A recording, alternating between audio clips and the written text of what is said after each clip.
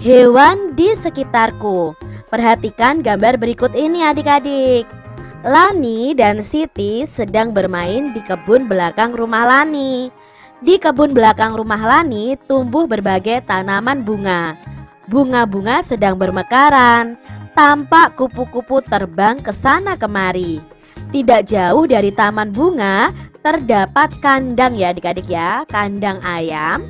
Lani dan keluarganya ini memelihara ayam.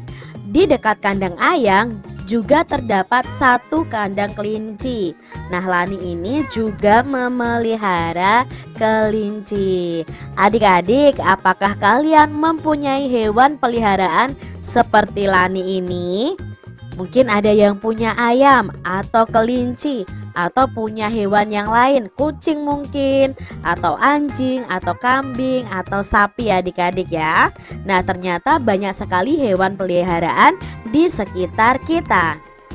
Adik-adik, di sini ada bacaan yang ditulis dengan huruf tegak bersambung. Ini namanya adalah huruf tegak bersambung. Mari kita baca bacaan ini adik-adik. Lani dan Siti sedang bermain di kebun belakang rumah Lani. Di kebun belakang rumah Lani tumbuh berbagai tanaman bunga. Bunga-bunga bermekaran. Tampak kupu-kupu terbang ke sana kemari.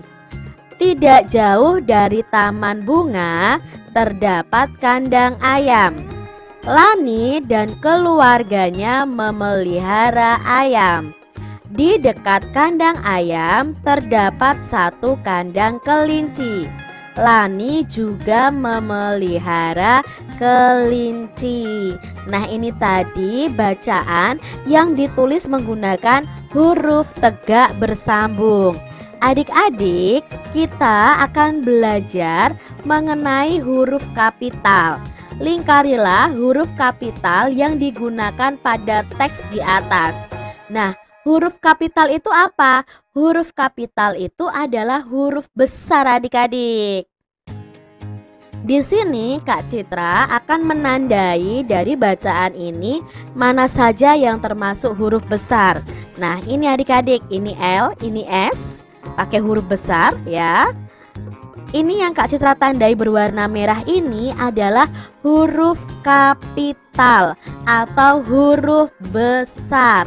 Lalu kegunaannya untuk apa? Nah, adik-adik harus ketahui, huruf kapital itu untuk menulis di awal kalimat. Jadi di awal kalimat biasanya hurufnya harus kapital. Kalau di di tulisannya Kak Citra ini ya, H ini adalah huruf kapital tapi bukan tegak bersambung adik-adik. Ini adalah huruf lepas ya. Nah, adik-adik selain untuk menulis di awal kalimat, itu juga dipakai untuk menulis huruf pertama pada nama orang. Misalnya tadi Lani, itu L-nya besar. Siti, S-nya juga besar. Selain itu huruf kapital untuk menulis apa lagi ya? Nah, selain untuk di awal kalimat dan nama orang, itu huruf kapital juga digunakan untuk huruf pertama ketika kalian menuliskan nama bulan dan hari. Misalnya kalian menulis hari ya, Rabu, berarti R-nya nanti harus pakai huruf besar. Desember, D-nya juga harus memakai huruf besar. Di sini Kak Citra punya gambar bentuk huruf kapital untuk huruf lepas dan huruf tegak bersambung. Jadi ini adalah huruf lepas ya. Lalu ini adalah huruf tegak bersambung. Bedanya nanti adalah di ketinggian hurufnya adik-adik. Jadi kalau nanti kalian menulis dengan buku bergaris seperti ini, kalian tahu, oh menulis A huruf lepas seperti ini. Kalau A huruf tegak bersambung seperti ini. Ini huruf B, C, D, E, F, G, H, I, J ya. J itu penuh dari atas sampai ke bawah. Biasanya kalau garis untuk buku tegak bersambung itu ada 5 ya. Ada 5 garis seperti ini ya. Ada 5 kotak begitu. Lalu K, L, M, N, O, P seperti ini. Q, R S T U V W X Y Z. Jadi seperti ini menulisnya. Nanti adik-adik coba berlatih di rumah kalian masing-masing cara menulis tegak bersambung.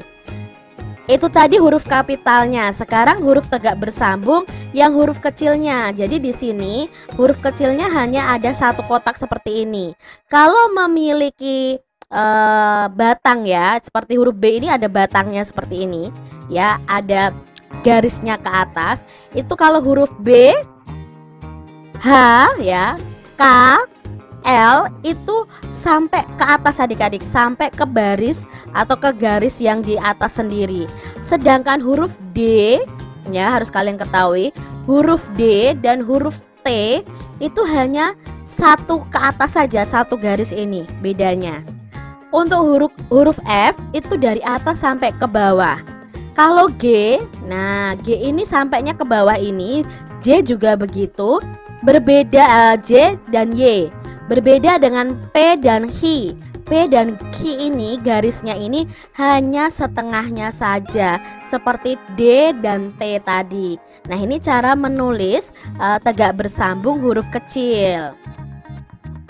Contohnya nih adik-adik, dalam bacaan tadi, hewan apa saja yang dipelihara Lani?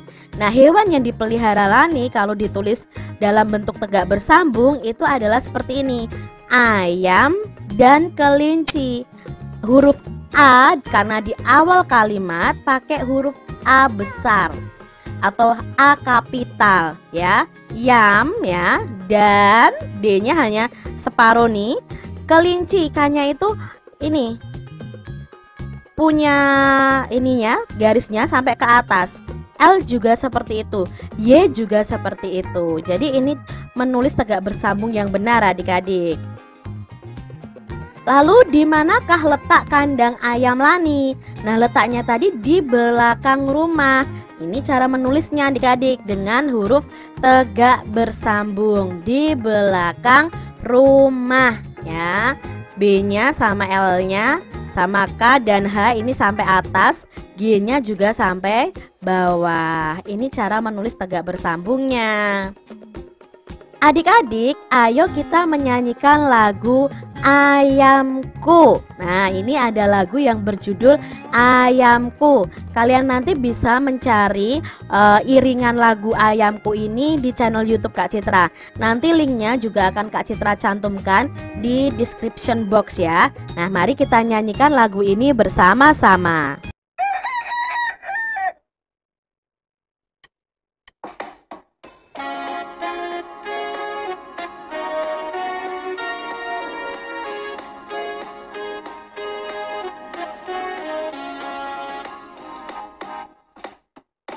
Kok, kok, kok, kok, lihatlah ayamku berkeliaran di halaman rumah.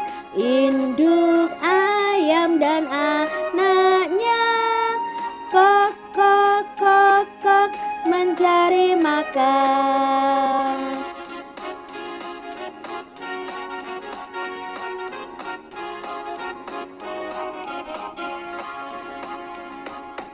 Kok, kok, kok, kok, lihatlah ayamku berkeliaran di halaman rumah. Induk ayam dan anaknya, kok, kok, kok, kok, mencari makan.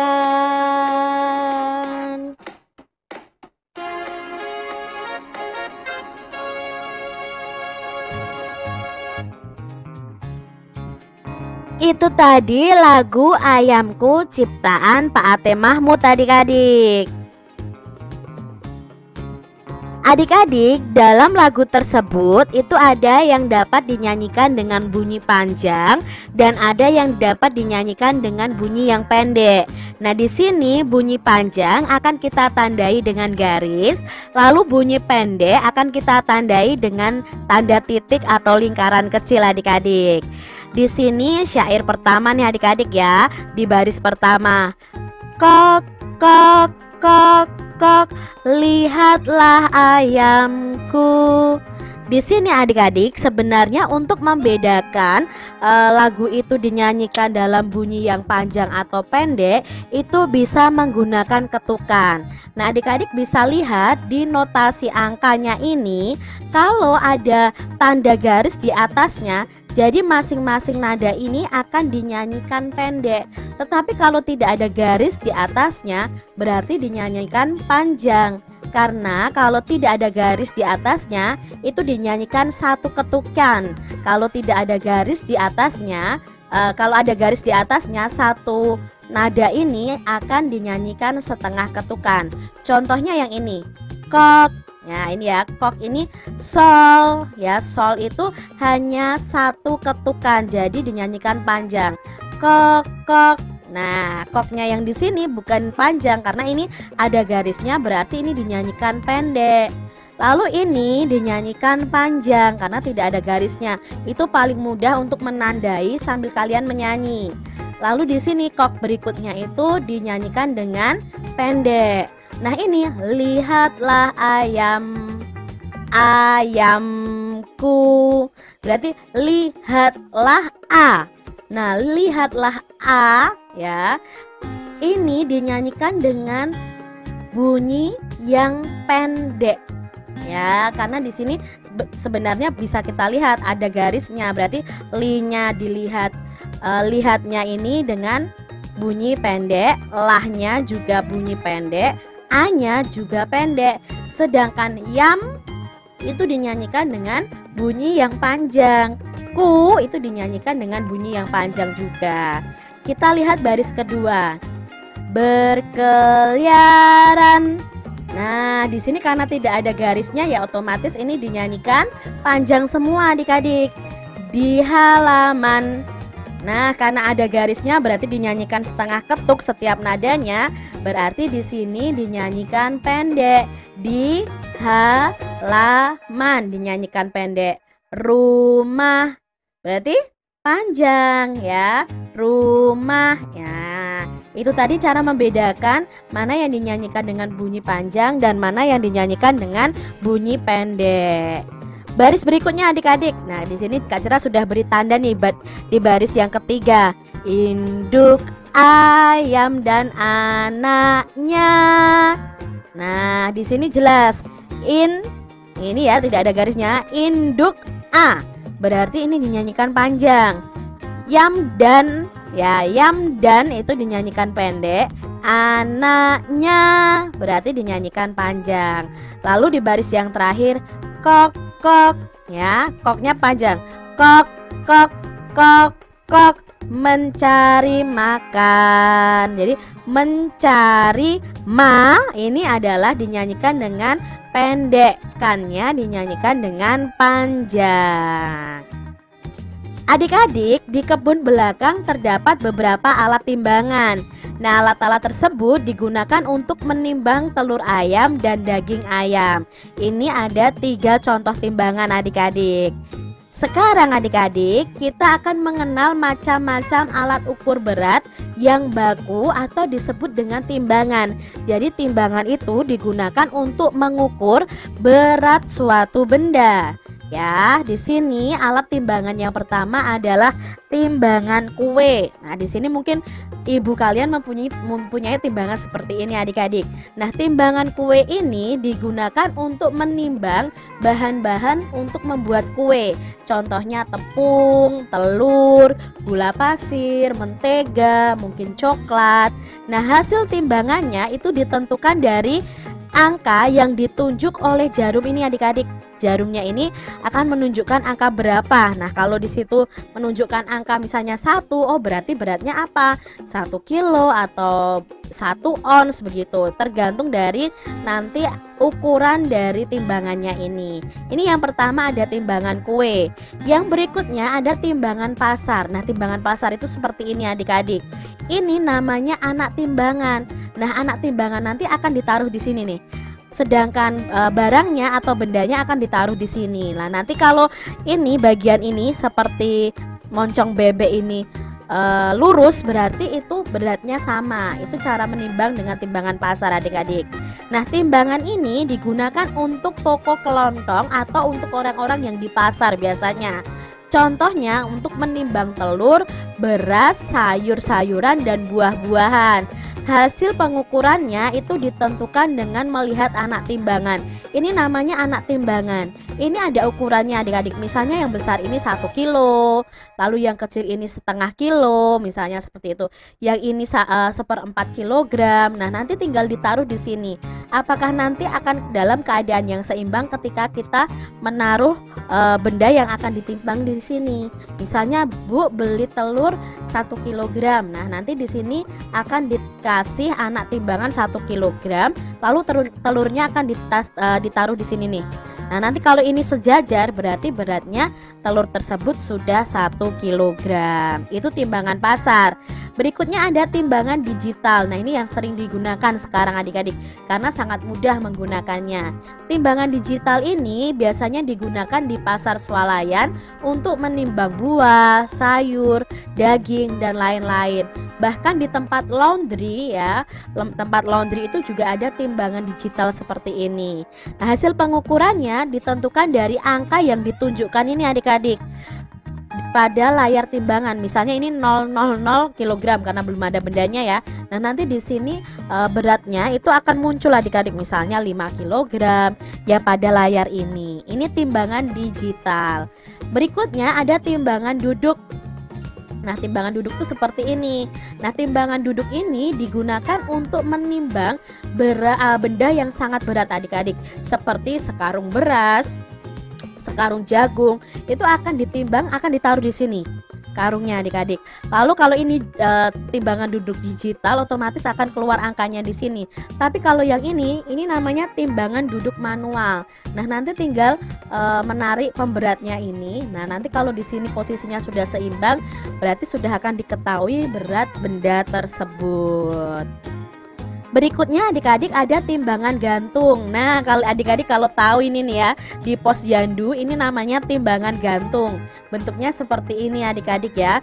Di sini nanti digantungkan ini ya kain, lalu dimasukkan bayinya seperti ini. Ini namanya timbangan gantung adik-adik. Sekarang timbangan gantung itu juga ada yang bentuknya seperti ini. Nah, timbangan ini digunakan untuk menimbang benda dengan cara digantung seperti ini. Timbangan ini biasanya digunakan untuk menimbang balita di posyandu. Nah, ini nanti tinggal digeser adik-adik. Ini di besinya ini itu ada ukuran beratnya. Nah, ini tinggal kita tarik aja. Kalau posisi garisnya ini lurus, besinya ini lurus, berarti itu berat badan bayi tersebut atau anak tersebut. Berikutnya ada timbangan emas. Nah, timbangan emas itu sekarang ada yang bentuknya digital. Kalau dulu namanya neraca adik-adik ya. Nah, timbangan emas ini ya digunakan untuk menimbang berat emas. Bisa kita jumpai di toko-toko emas nih adik-adik ya. Lalu ada timbangan badan. Nah, timbangan berat badan kita nih adik-adik ya. Ada yang manual ya dengan ditunjukkan jarum. Lalu ada yang digital juga ya. Sekarang kan serba digital. Nah, timbangan badan ini digunakan untuk menimbang berat badan manusia. Adik-adik pasti sudah pernah ya menimbang berat badan kalian. Adik-adik, pada alat timbangan tersebut nih, di timbangan ini ya, ada tertulis huruf G, kg, dan ons. Ini ada ons ya. Apa itu G? G itu artinya gram. Sedangkan kg itu adalah kilogram. Lalu ada ons. Ons itu juga bisa disebut dengan hektogram atau Hg singkatannya. Ini kalau ini kilogram, ini hektogram. Nah, ketiga ini gram, kilogram, dan hektogram dan ons, karena hektogram dan ons itu sama adik-adik. Ini adalah satuan berat baku. Kalau kemarin kita sudah belajar satuan panjang baku itu ada meter dan sentimeter. Nah, kalau satuan berat baku itu ada gram, kilogram, ons atau hektogram. Nah, gram, kilogram, dan ons merupakan satuan baku untuk mengukur berat. Adik-adik, ayam dipelihara untuk dimanfaatkan daging dan telurnya. Daging ayam dijual dalam kemasan setelah ditimbang. Telur ayam dijual dalam kemasan juga setelah ditimbang. Adik-adik, di sini ada timbangan pasar. Nah, cara menimbangnya seperti ini adik-adik. Ini namanya adalah anak timbangan ya. Bendanya atau barang yang kita timbang ditaruh di sini. Nah, nanti kita letakkan anak timbangannya di sini. Kalau ini garisnya sejajar, maka berat ayam ini sesuai dengan anak timbangannya. Berarti berat ayam ini, karena ini sudah sejajar, berat ayam ini adalah 1 kilogram. Kita lihat yang berat telur. Berat telur ini sejajar nih adik-adik dengan 2 anak timbangan yang masing-masing nilainya 1 kilogram. Kalau 1 kilogram ditambah 1 kilogram kan 2 kilogram. Berarti berat dari telur ini adalah 2 kilogram. Seperti itu adik-adik cara membaca timbangan. Adik-adik, satuan berat benda.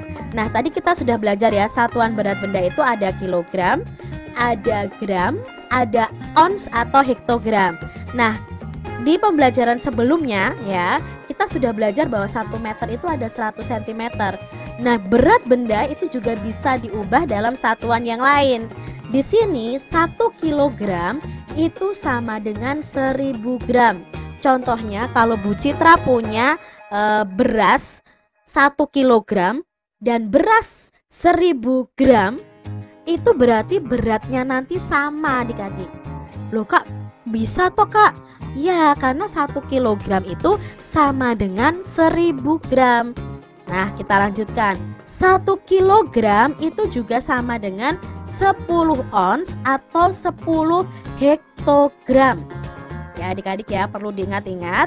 Dan 1 ons atau 1 hektogram jika diubah menjadi gram itu sama dengan 100 gram. Ya, 1 kilogram sama dengan 1000 gram, 1 kilogram sama dengan 10 ons, 1 ons sama dengan 100 gram. Berapa berat telur di bawah ini? Nah, Kak Citra punya telur yang ditimbang nih adik-adik. Berapa ya beratnya? Dari nomor 1, berat telur tersebut adalah 1000 gram karena di sini tulisannya G. G itu kan gram ya adik-adik ya. Lalu di gambar yang kedua berapa berat telurnya? Ya, 500 gram. Lalu di gambar ketiga? Di gambar ketiga 100 gram. Gambar berikutnya adik-adik. Nah, di gambar yang keempat berapa ya berat telurnya?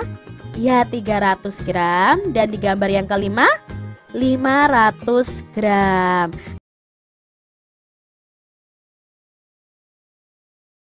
Perhatikan gambar berikut ini. Lani dan Siti sedang bermain bersama hewan peliharaan mereka. Lani tidak hanya memelihara ayam adik-adik, Lani juga memelihara kelinci. Lani dan Siti bermain bersama kelinci. Lani dan Siti senang bermain bersama. Mereka tidak hanya bermain bersama, mereka juga mengerjakan dan belajar tugas-tugas dari sekolah adik-adik. Adik-adik, apakah kalian memiliki hewan peliharaan? Apa hewan peliharaan kalian? Apakah kalian ada yang memelihara kelinci? Ya, kelinci ini sangat lucu ya adik-adik ya, karena memiliki telinga yang panjang. Lani dan Siti sedang mengerjakan tugas membuat puisi. Di sini ada puisi yang berjudul Kelinciku. Puisi ini ditulis dengan huruf tegak bersambung. Mari kita baca puisi ini. Kelinciku. Aku mempunyai 2 kelinci. Aku senang bermain bersama kelinci. Kelinciku lincah melompat-lompat. Aku pun melompat bersama kelinciku. Itu tadi puisi yang berjudul Kelinciku. Adik-adik, puisi ini di awal kalimatnya menggunakan huruf kapital. Adik-adik masih ingat ya, pada pembelajaran 1, huruf kapital itu digunakan untuk menuliskan huruf di kalimat awal, ya, di awal kalimat. Lalu di awal nama orang, ya, awal nama bulan, dan di awal nama hari. Tuliskan teks berikut menggunakan huruf tegak bersambung. Pergunakan huruf kapital sesuai yang digunakan pada teks. Nah, di sini adik-adik, di buku kalian ada teks yang berjudul Lani Anak Yang Rajin. Kita baca dulu ya. Lani termasuk anak yang disiplin. Tugas membuat puisi dikerjakan dengan baik. Tugas itu dikumpulkan tepat waktu. Mengerjakan tugas sekolah termasuk aturan yang harus dipatuhi. Selain disiplin dalam mengerjakan tugas, Lani juga selalu datang tepat waktu. Datang ke sekolah tepat waktu termasuk tata tertib di sekolah. Adik-adik, kalian akan menulis bacaan ini menggunakan huruf tegak bersambung dengan memperhatikan huruf kapital atau huruf besar. Jadi nanti ketika di awal kalimat pakai huruf kapital. Kalau ada nama orang juga memakai awalan huruf kapital. Nah, di sini Kak Citra sudah punya contohnya ya dari bacaan tadi, Lani Anak Yang Rajin. Ya, kalian amati di sini. Setiap ada nama Lani atau nama orang, Kak Citra memakai huruf besar ya atau huruf kapital. Sedangkan di awal kalimat juga di sini Kak Citra juga memakai huruf besar walaupun awal kalimatnya itu bukan nama orang. Berarti adik-adik perhatikan ya cara menulisnya. Ya, kalian harus bisa menulis tegak bersambung. Mengerjakan tugas sekolah termasuk dalam tata tertib yang harus ditaati ketika mengikuti pelajaran. Siswa kelas 2 sedang mengikuti pelajaran olahraga. Lani melakukan variasi gerak jalan berirama. Adik-adik, aturan itu sangat diperlukan loh dalam kehidupan sehari-hari. Aturan itu dapat menciptakan keadaan yang tertib dan damai. Nah, aturan itu atau tata tertib itu ada di mana-mana adik-adik. Misalnya di rumah kalian, di sekolah, di masyarakat, di jalan raya, dan lain sebagainya. Aturan ini berisi tentang sikap yang boleh dan tidak boleh dilakukan. Jadi biasanya kalau ada aturan atau tata tertib itu isinya adalah sikap yang boleh dan yang tidak boleh dilakukan. Contoh sikap yang boleh dilakukan di sekolah adalah pertama, kita boleh ya mengerjakan tugas dari guru, lalu memberi salam kepada guru, merapikan buku perpustakaan, menjaga kebersihan di perpustakaan. Ini adalah contoh sikap yang boleh dilakukan di sekolah. Sekarang contoh sikap yang tidak boleh dilakukan di sekolah. Contohnya membuang sampah sembarangan, mengganggu teman saat berjalan, menyontek saat ulangan, bertengkar dengan teman. Nah, ini adalah contoh sikap-sikap yang tidak boleh dilakukan di sekolah. Aturan itu dibuat untuk kebaikan siswa di sekolah. Dengan mematuhi aturan adik-adik, kita akan nyaman saat belajar. Kita juga dapat bermain bersama teman dengan gembira kalau ada aturan. Tapi adik-adik, jika kita melanggar aturan, maka kita akan mendapatkan sanksi. Sanksi itu adalah hukuman adik-adik. Misalnya kalau kalian datang terlambat, misalnya ya, kalian mendapatkan sanksi atau hukuman, misalnya menyapu halaman, misalnya seperti itu, atau menyebutkan sila-sila Pancasila misalnya. Itu kalau kalian datang terlambat ke sekolah. Jadi kalian akan mendapatkan sanksi jika melanggar aturan yang ada. Anak yang mematuhi tata tertib atau aturan itu disebut dengan anak yang disiplin. Jadi kalau kalian mematuhi aturan yang ada, berarti kalian anak yang disiplin. Peraturan di sekolah hendaknya itu dipatuhi oleh semua warga sekolah. Jadi kalian harus mematuhi ya peraturan yang ada di sekolah. Adik-adik, di sini Kak Citra memberi contoh tata tertib di sekolah. Misalnya memakai seragam sesuai jadwal dan memakainya dengan rapi adik-adik. Melakukan piket kelas sesuai jadwal. Memakai topi setiap upacara hari Senin. Berdoa sebelum dan sesudah pelajaran. Datang ke sekolah sebelum pukul 06.45. Itu kalau di sekolah Kak Citra adik-adik. Karena di sini kami akan berdoa terlebih dahulu, baru akan memulai pembelajaran. Jadi kalau kalian datang ke sekolah ya jangan tepat waktu, tapi sebelum pembelajaran dimulai. Kalau pembelajaran dimulainya pukul 7, ya sebelum pukul 7 kalian sudah sampai di sekolah. Memakai sepatu berwarna hitam, berbicara yang sopan dan santun dengan guru, membuang sampah pada tempatnya. Ini contoh tata tertib yang ada di sekolah. Adik-adik, di sini kita akan belajar tentang gerak berjalan sesuai hitungan. Adik-adik pasti setiap hari berjalan kan? Nah, berjalan itu adalah gerakan melangkahkan kaki ke depan secara bergantian antara kaki kiri dan kaki kanan. Nah, gerakan berjalan ini termasuk gerak lokomotor, gerak yang berpindah tempat tubuh kita.